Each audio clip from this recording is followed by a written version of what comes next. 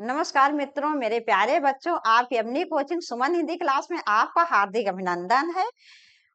मेरी कोचिंग काका देव कानपुर आशीष garden guest house के बगल में है। अभी तक मेरे यहाँ केवल ऑफलाइन क्लासेस चल रही थी। वैसे मैं मोबाइल के माध्यम से क्वेश्चन डाल रही थी, क्योंकि अभी तक मेरा स्टूडियो नहीं तैयार था, इसलिए मैं थ्योरी नहीं डाल पा रही थी। अब आपको हिंदी की कोई भी प्रतियोगी परीक्षा हो, सभी के लिए क्वेश्चन के साथ साथ थ्योरी भी मिलेगी। तो आज ये मेरा थ्योरी का पहला वीडियो है।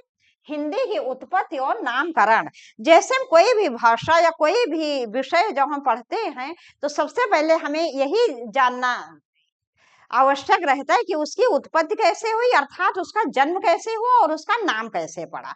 तो आज हम देखेंगे हिंदी की उत्पत्ति और नामकरण। तो मित्रों और मेरे प्यारे बच्चों, जब हम किसी भी कार्य का शुभारंभ करते हैं, तो सबसे पहले हमें ईश्वर की स्तुति कर लेनी चाहिए। और जैसे गणेश जी जो हैं वो प्रथम पूज्य हैं, तो इसलिए सबसे पहले थोड़ी सी गणेश जी की स्तुति कर लेते हैं। गजाननं भूतगणादिसेवितं कपित्थजम्बूफलचारुभक्षणम् उमासुतं शोकविनाशकं नमामि विघ्नेश्वरे पादपंकजं।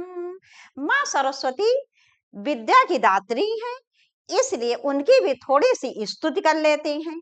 या कुंदेन्दु तुषारे हारे धवला या शुभ्र वस्त्रावृता या वीणाकर दंड मंडिते करा या श्वेत पद्मासना या ब्रह्मच्युत शंकर प्रभृतिभिः देवैः सदा वंदिता सा मां पात सरस्वती भगवती निशेषजाड्यापहा।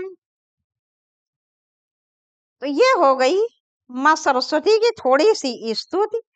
इसके अतिरिक्त हनुमान जी जो हैं, हनुमान जी बुद्धि विद्या और बल तीनों के दाता हैं, इसलिए थोड़ी सी हनुमान जी की भी स्तुति कर लेते हैं। अतुलित धाम हेम शैलाभदेहम धनुजवन कृशानु ज्ञानी नाम अग्रगण्यम सकल गुण निधानम वानराणामधीशम रघुपति प्रिय भक्तम वात जातम नमामि। तो इस तरह से थोड़ी सी ईश्वर की स्तुति हो गई। देखो बच्चों, को सभी धर्म समान है, कोई भी धर्म छोटा या बड़ा नहीं है। बस हमारी पूजा पद्धतियां जो है वो भिन्न भिन्न है, और सभी धर्मों का लक्ष्य एक ही है कि सत्कर्म करते हुए ईश्वर की प्राप्ति। जी हाँ, जिस प्रकार सभी नदियां जाकर अंत में सागर में समाहित हो जाती हैं, उसी प्रकार सभी धर्मों का लक्ष्य एक ही है कि सत्कर्म करते हुए ईश्वर की प्राप्ति। अब हम आते हैं अपने मुख्य विषय पर। जैसा कि आज हमारा शीर्षक है हिंदी की उत्पत्ति और नामकरण, तो हम देखते हैं सबसे पहले हिंदी की उत्पत्ति। हिंदी की उत्पत्ति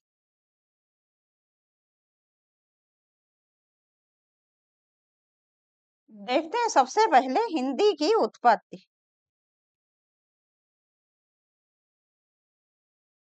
हिंदी की उत्पत्ति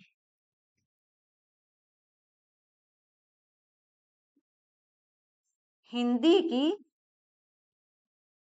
उत्पत्ति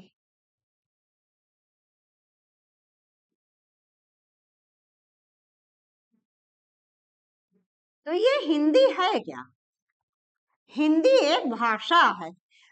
हिंदी क्या है? एक भाषा है जो कि संस्कृत की भाष धातु से बनी है। भाषा शब्द जो है, भाषा शब्द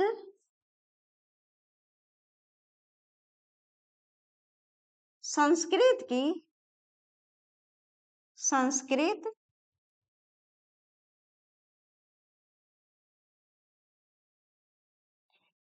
की संस्कृत की भाष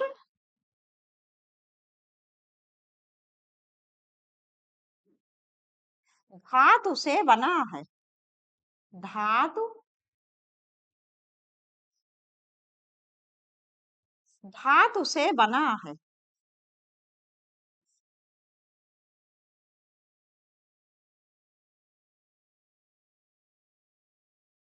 जिसका अर्थ है जिसका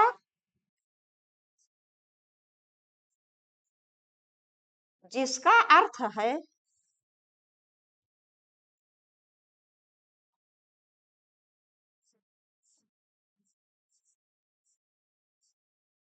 बोलना या कहना।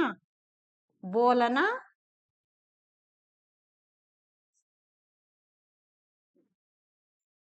या कहना।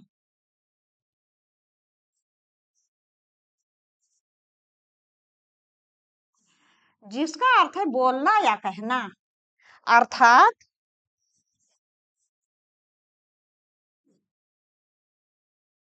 अर्थात विचारों का आवागमन। विचारों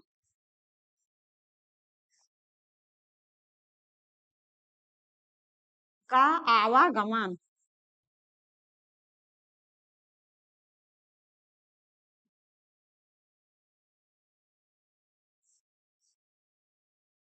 विचारों का आवागमन। तो भाषा शब्द संस्कृत की भाष धातु से बना है। संस्कृत की भाष धातु से बना है, जिसका अर्थ है बोलना या कहना, अर्थात विचारों का आवागमन।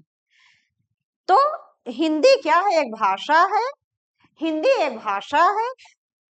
ये भाषा शब्द जो है संस्कृत की भाष धातु से बना है, जिसका अर्थ है बोलना या कहना, अर्थात विचारों का आवागमन। जैसे दो लोग आपस में बातचीत कर रहे हैं, जैसे मैं और आप बातचीत कर रहे हो, मैं अपने विचारों को समझूं और आप मेरे विचारों को समझें, यही क्या है? यही भाषा है। तो विचारों का आवागमन ही एक भाषा है। केवल आपस में जिसे क्या कहते हैं? संप्रेषण कहते हैं, एक दूसरे के विचारों या भावों को समझना। इसके बाद हम देखते हैं कि संसार में लगभग कितनी भाषाएं बोली जाती हैं।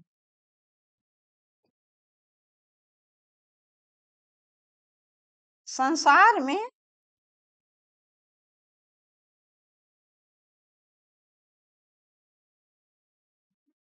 संसार में लगभग 3,000 भाषाएं बोली जाती हैं।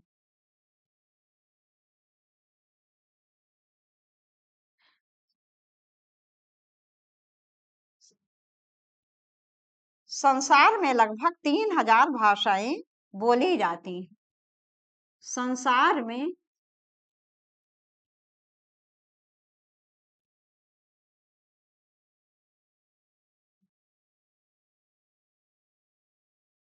संसार में लगभग लगभग 3,000 3,000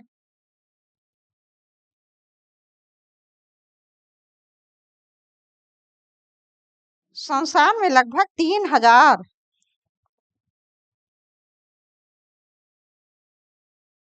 3,000 भाषाएं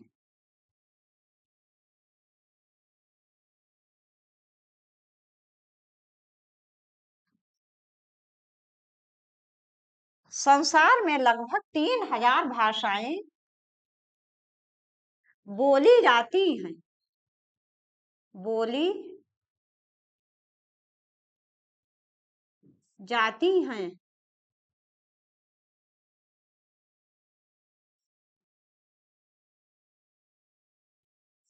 जिनको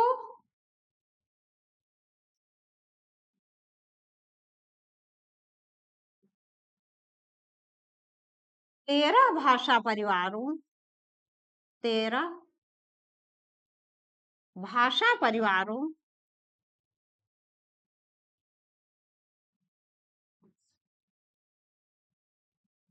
जिनको लगभग 13 भाषा परिवारों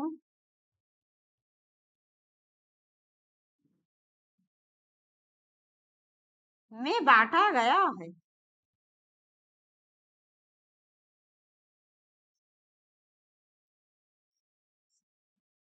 लगभग 13 भाषा परिवारों में बांटा गया है,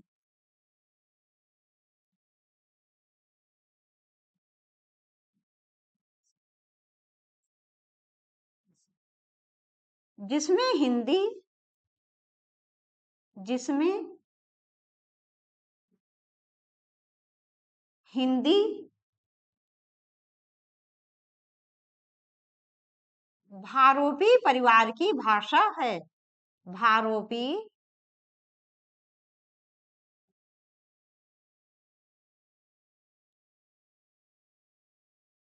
जिसमें हिंदी भारोपी परिवार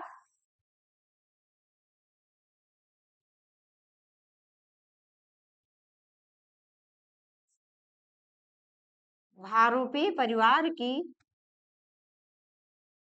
भाषा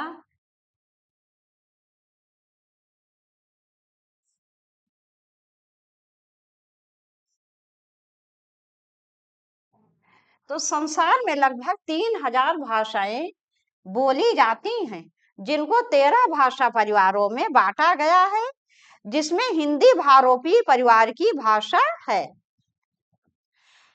तो मित्रों, संसार में जो भाषाएं बोली जाती है उनकी संख्या कितनी है? लगभग 3000। मतलब अगर 2800 आ जाएगा तब भी आपका प्रश्न होगा, यही 2800 2900 आ जाए तब भी, और 3000 आ जाएगा तब भी। इनको कितने भाषा परिवारों में बांटा गया? 13 भाषा परिवारों में बांटा गया है, जिसमें हमें इनके नाम जानने की आवश्यकता नहीं है। बस हमें ये जानने की आवश्यकता है कि हिंदी कौन से भाषा परिवार के अंतर्गत आती है। तो ये भारोपी भाषा परिवार के अंतर्गत आती है। भारोपी का क्या अर्थ है? भारत और यूरोप का मिश्रण। क्या अर्थ है इसका? भारत और यूरोप का मिश्रण। हम क्या पढ़ रहे हैं? हम पढ़ रहे हैं हिंदी की उत्पत्ति का क्रम। तो हिंदी क्या है? एक भाषा है। भाषा शब्द संस्कृति भाष धातु से बना है, जिसका अर्थ है बोलना या कहना, अर्थात अपने विचारों को प्रकट करना और दूसरे के विचारों को समझना। जिनको ये जितनी भी संसार में भाषाएं हैं, इनको ये कितनी है? लगभग 3000 है। 3000 भाषाएं पूरे संसार में बोली जाती हैं, जिनको 13 भाषा परिवारों में बांटा गया है, जिनमें हमारी हिंदी जो है ये भारोपी परिवार के अंतर्गत आती है। अब हम देखेंगे हिंदी की उत्पत्ति का क्रम। क्या देखेंगे हम? हिंदी की उत्पत्ति का क्रम। हिंदी की उत्पत्ति का क्रम।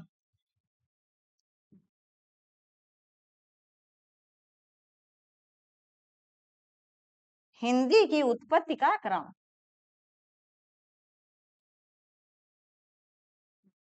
ये रंग पता नहीं क्यों नहीं बदल रहा है, लग रहा है नेट नहीं है ठीक से, कलर नहीं चेंज हो रहा है।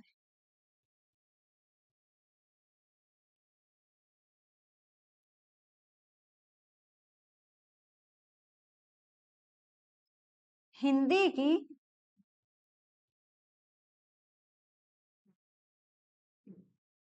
नेट की कमी है, इसीलिए कलर नहीं चेंज हो पा रहा है।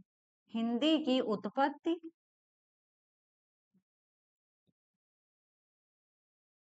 हिंदी की उत्पत्ति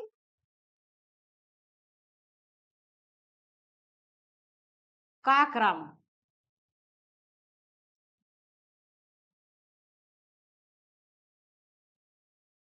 हिंदी की उत्पत्ति का क्रम। हम देखेंगे हिंदी की उत्पत्ति का क्रम। हिंदी की उत्पत्ति का क्रम देखेंगे कि ये हिंदी जो आज हम बोल रहे हैं, पढ़ रहे हैं, लिख रहे हैं, इसकी उत्पत्ति का क्रम क्या है? ये यहाँ तक पहुंची कैसे? इसका उद्गम स्थल क्या क्या है? उद्गम स्थल तो खैर एक ही होता है, मतलब कहने का अर्थ ये, लेकिन उसके बाद ये कैसे यहाँ तक पहुंची। तो सबसे पहले क्या आया, सबसे पहले हिंदी की उत्पत्ति कैसे हुई, संस्कृत से हुई। तो सबसे पहला क्रम क्या है, सबसे पहले संस्कृत, संस्कृत।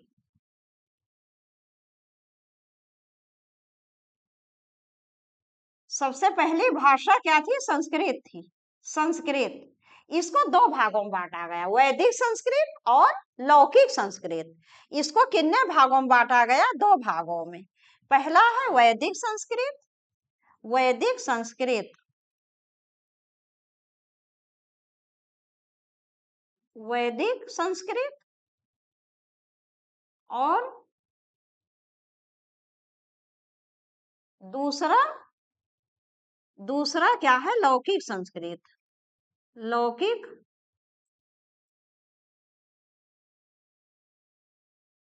लौकिक संस्कृत।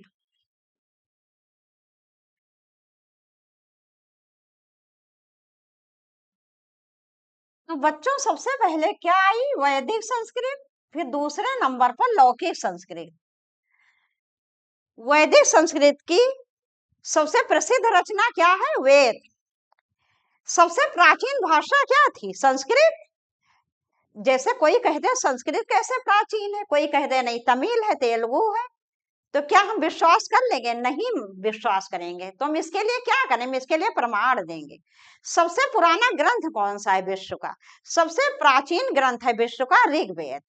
तो वैदिक संस्कृत की रचना क्या है, वेद है, जिसको चार भागों में बांटा गया, ऋग्वेद, यजुर्वेद, सामवेद और अथर्ववेद। फिर उसके बाद आई हमारी लौकिक संस्कृत।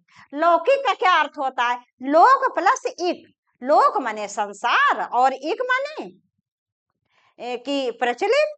तो जो संसार में प्रचलित हो, जो वर्तमान में जो समय वो मतलब लौकिक का अर्थ है, उस समय जो भाषा जो है वो सब लोग बोलते थे, जो सबके बीच में प्रचलित थी, इसी का अर्थ हुआ लौकिक।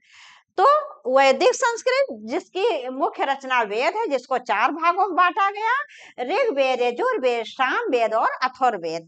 फिर आई लौकिक संस्कृत। लौकिक संस्कृत में कई रचनाएं हुई, लेकिन जो इसकी सबसे प्रथम और महत्वपूर्ण रचना है वो है रामायण, जिसके रचनाकार हैं वाल्मीकि जी। फिर ये हम क्या पढ़ रहे हैं, हिंदी की उत्पत्ति का क्रम। फिर इसके बाद दूसरे नंबर पर क्या आई, दूसरे नंबर पर आई पाल। क्या आई, पाल।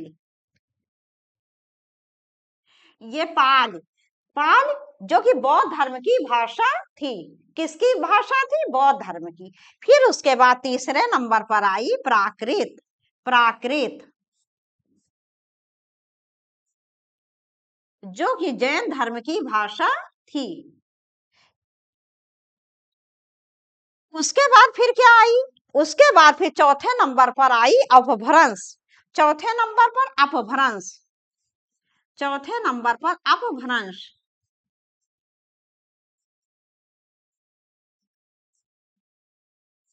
अपभ्रंश। तो सबसे पहले संस्कृत आई, जिसे चार भागों में बांटा गया, वो सॉरी दो भागों में बांटा गया, वैदिक संस्कृत और लौकिक संस्कृत। फिर आई पाल जो कि बौद्ध धर्म की भाषा थी। फिर आई प्राकृत जो जैन धर्म की भाषा थी। फिर उसके बाद आई अपभ्रंश। इस अपभ्रंश को मुख्य रूप से छह भागों में बांटा गया। कितने भागों में बांटा गया, छह भागों में। ये हम क्या पढ़ रहे हैं, हम पढ़ रहे हैं हिंदी की उत्पत्ति का क्रम। तो इसके बाद इसको बांटा गया छह भागों में, किसको, अपभ्रंश को।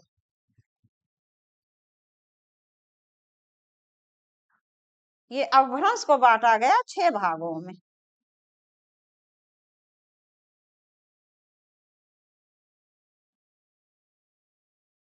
अब हम देखेंगे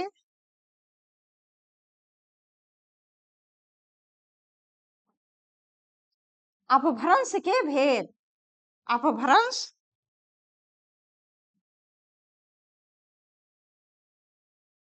अपभ्रंश के भेद, अपभ्रंश,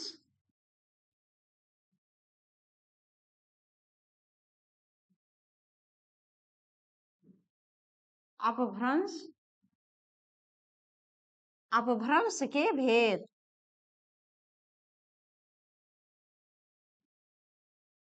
ये कितने हैं? 6। ये 6 कौन कौन से हैं? सबसे पहले क्या आएगा? शौर सैनी अपभ्रंश। शौर सैनी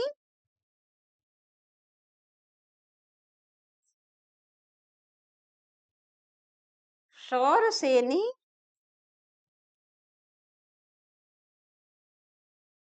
शौर सैनी अपभ्रंश। सबसे पहले शौर सैनी अपभ्रंश।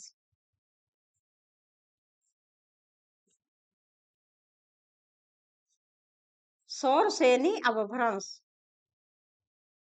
उसके बाद अर्धमागधी अपभ्रंश। अर्ध अर्धमागधी अर्धमागधी अपभ्रंश।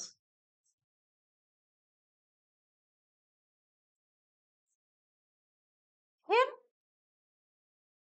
मागधी अपभ्रंश। मागधी तीसरा है। मागधी मागधी अपभ्रंश।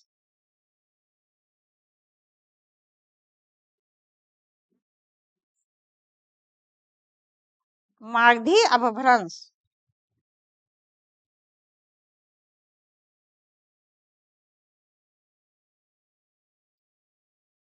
मागधी अपभ्रंश।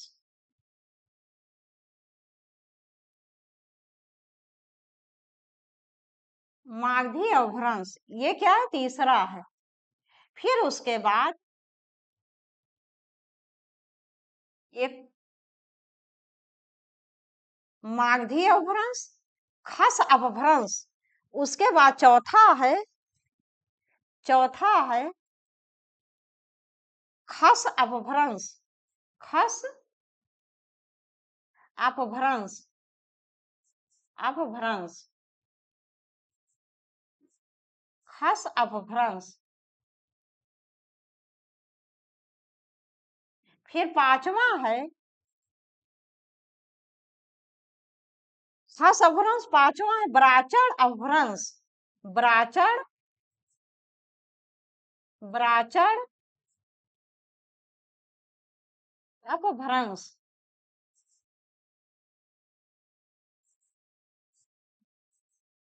ब्राचर अपभ्रंश।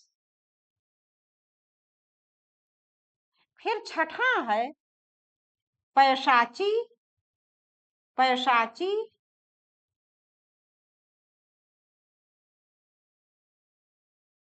अपभ्रंश।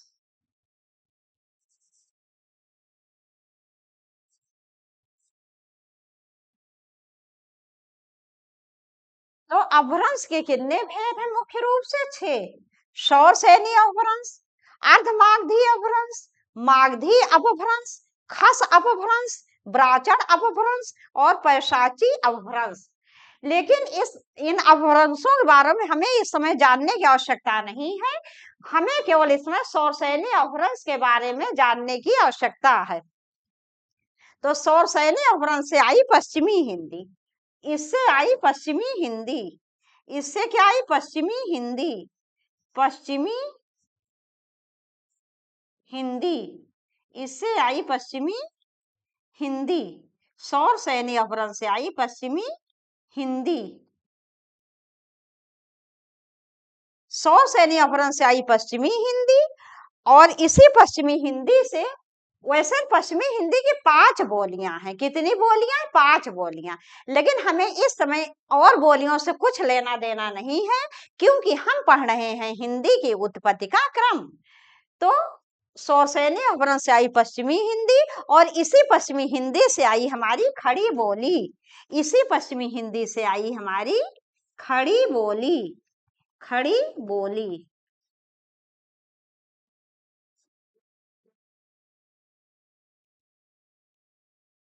तो हिंदी की उत्पत्ति का क्रम क्या है? हिंदी की उत्पत्ति का क्रम है सबसे पहले संस्कृत। इस संस्कृत को 2 भागों में बांटा गया। पहली वैदिक संस्कृत और दूसरी लौकिक संस्कृत। फिर इसके बाद आई पाली जो कि बौद्ध धर्म की भाषा थी। फिर आई प्राकृत जो कि जैन धर्म की भाषा थी।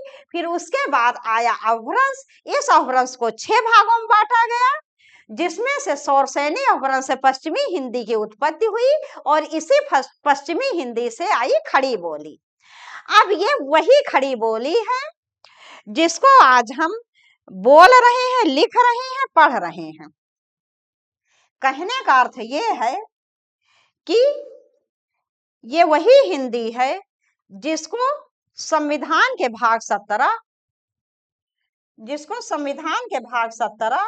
अनुच्छेद 343(1) के अंतर्गत, जिसे संविधान के भाग 17 अनुच्छेद 343(1) के अंतर्गत 14 सितंबर 1949 को सर्वसम्मति से राजभाषा का दर्जा दिया गया।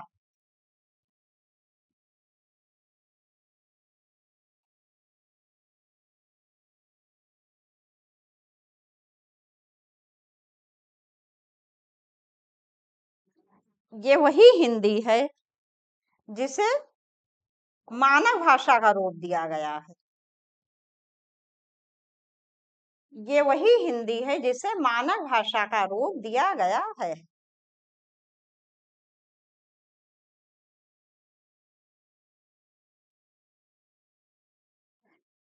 ये वही हिंदी है जिसे आज मानव भाषा का रूप दिया गया है, जिसे आज हम पढ़ रहे हैं, लिख रहे हैं, बोल रहे हैं।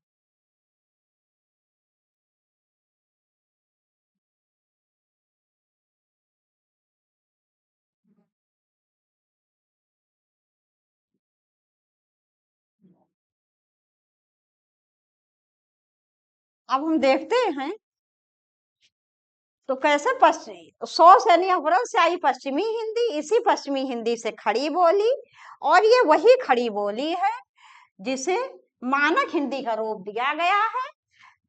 इसी खड़ी बोली को संविधान के भाग 17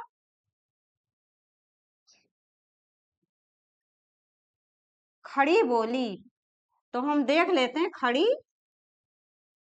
बोली।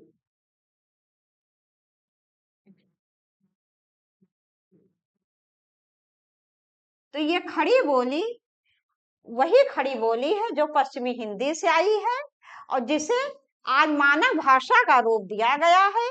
ये वही खड़ी बोली जिसे हम पढ़ रहे हैं, लिख रहे हैं, बोल रहे हैं। इसे संविधान के भाग 17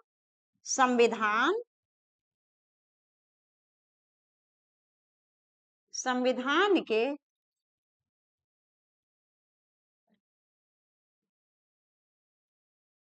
भाग 17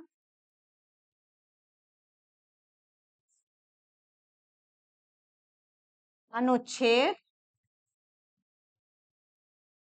तो ये मित्रों वही खड़ी बोली है जिसे जिसे जिसे संविधान के भाग 17 अनुच्छेद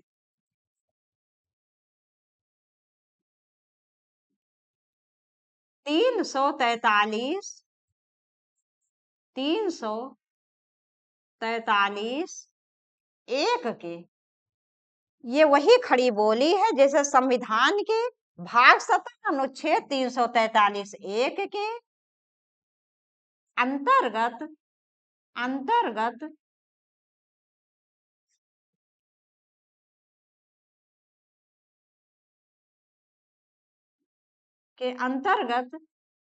14 सितंबर 14 सितंबर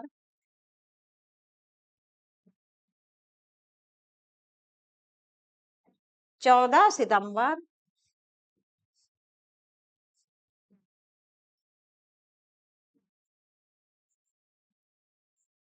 1949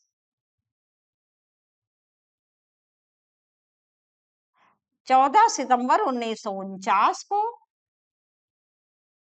सर्वसम्मति सर्वसम्मति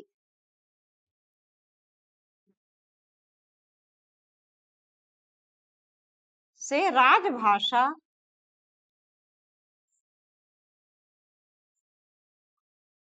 14 सितंबर 1949 को सर्वसम्मति से राजभाषा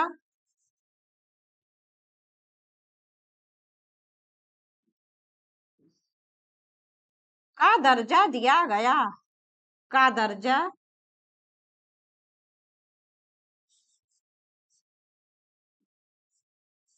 दिया गया।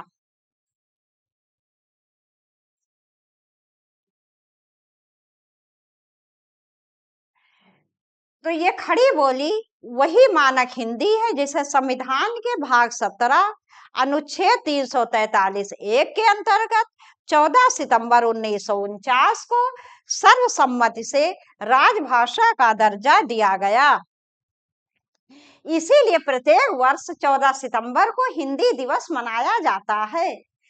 अब जब आपको ये पता चल गया कि हिंदी दिवस क्यों मनाया जाता है, इसीलिए कि 14 सितंबर 1949 को इसको राजभाषा का दर्जा दिया गया।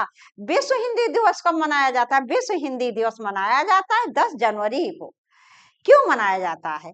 क्योंकि 1975 में 10 जनवरी को यहाँ प्रथम विश्व हिंदी सम्मेलन हुआ था। कहाँ? भारत के नागपुर में। भारत के नागपुर में ये 10 जनवरी 1975 को प्रथम विश्व हिंदी सम्मेलन हुआ था। इसीलिए प्रत्येक वर्ष 10 जनवरी को विश्व हिंदी दिवस मनाया जाता है।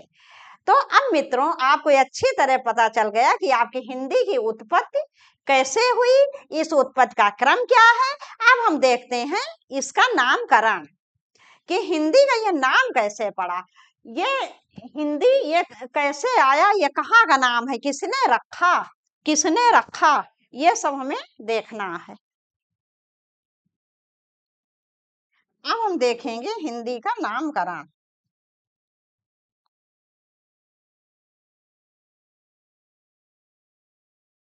हिंदी का नामकरण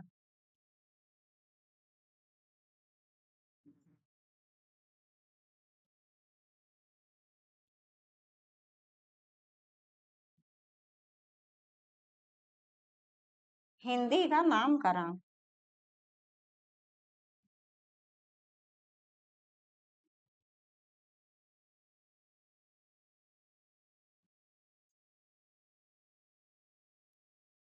हिंदी का नामकरण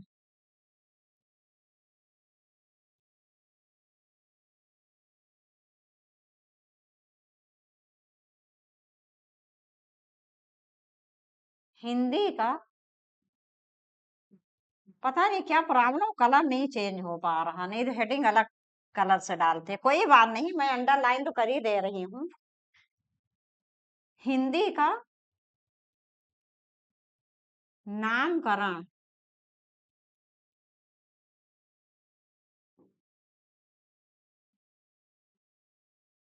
हिंदी का नामकरण, ये हिंदी शब्द जो है मित्रों, एक बात आपने सुनी होगी, जैसे जब किसी भी बच्चे का जन्म होता है, आपने देखा होगा अपने घर परिवार में, तो उसका नामकरण कौन करता है? या तो माता पिता करते हैं, या बाबा दादी करते हैं, या तो बुआ चाचा वगैरह करते हैं। मतलब कोई न कोई घर का सदस्य ही उसका नामकरण करता है। लेकिन आपकी हिंदी के साथ ऐसा बिल्कुल भी नहीं हुआ। आपकी हिंदी के साथ कुछ ऐसा हुआ कि जैसे किसी बच्चे का जन्म तो हमारे घर में हो, लेकिन उसका नामकरण पड़ोसी करे, बिल्कुल ऐसे ही हुआ। पहले जो आपका भारत देश है, इसकी सीमा बहुत बड़ी थी। ये पाकिस्तान तो सभी लोग जानते हैं, कब भारत से अलग हुआ। अफगानिस्तान भी भारत का ही अंग था।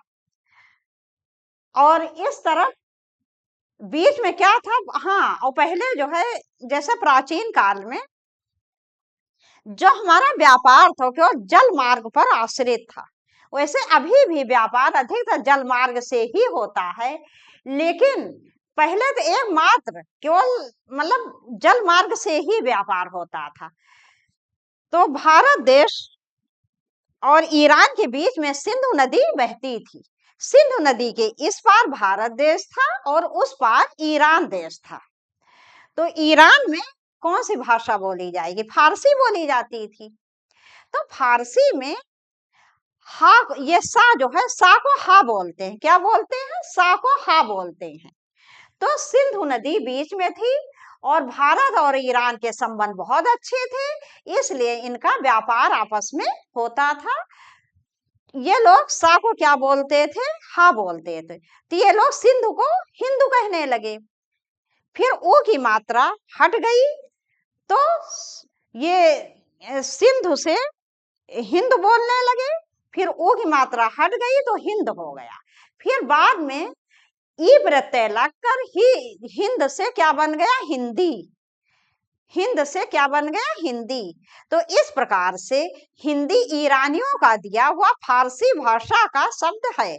ईरानियों का दिया हुआ फारसी भाषा का शब्द है हिंदी।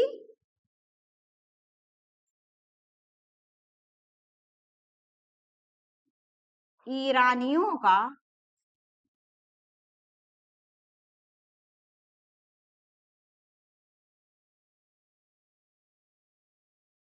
ईरानियों का दिया हुआ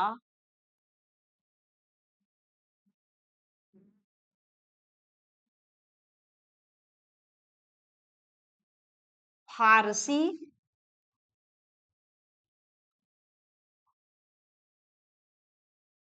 भाषा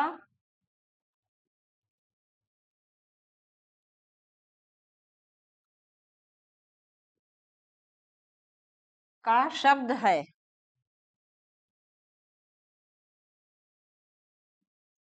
का शब्द है।